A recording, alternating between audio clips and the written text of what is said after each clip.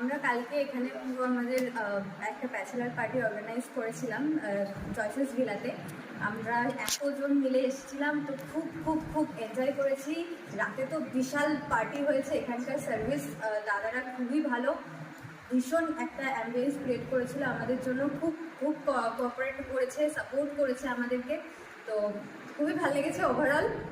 আমি তো ভীষণ পছন্দ করেছি ভিলাটা, আবার আসবো next time definitely. Party party party.